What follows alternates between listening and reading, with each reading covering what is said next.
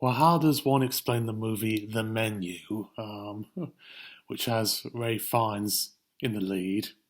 Well, one can argue, but it's actually Anya Taylor-Joy, and it's directed by Mark Milo, and also produced by Will Ferrell and Adam McKay. So something's a little bit off about this one. From the marketing about it, it makes it seem like it's a weird mix between the cook, the thief, his wife, and her lover, and that Flux Gourmet movie that came out earlier this year. That was by Peter Strickland, who done Barbarian Sound Studio and In Fabric.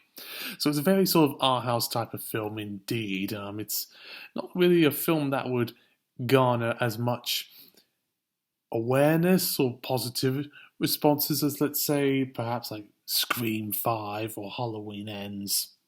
Maybe not even Barbarian, which also had some sort of weird indie elements about it too. But this one's a lot more overt within its presentation. It's by the same distributor, 20th Century Studios or Searchlight Pictures, which I think is fucking stupid names. I prefer it go by its Fox title. But nonetheless, I think the best thing about this particular film is Ray Fiennes, or Ralph Fiennes, essentially being the mastermind behind this bizarre experiment of sorts that exposes essentially all these people that came into his private island of sorts, where they sample all this exotic cuisine from appetizer to dessert and the main courses in between, of how it would taste and how delicate it would be. But there's a catch. He's elaborating this strong experiment. One can argue to expose the snobbery and elitism of these sort of wealthy types who are sampling this cuisine and often being the centre of some sort of finger pointing or the joke's on you, but with often violent and gruesome results indeed.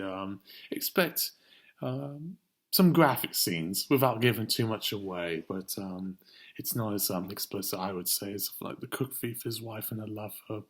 But there definitely will be plenty of surprise. This is certainly not Ratatouille or Burnt or Boiling Point or No Reservations, both the Anthony Bourdain book, even though it's got a similar sardonic humour to it, but it's certainly much more in close with that Peter Greenaway film that he did from '89 that actually was given an X, but then they tried to appeal it to get the new MPA rating, which would eventually become NC-17.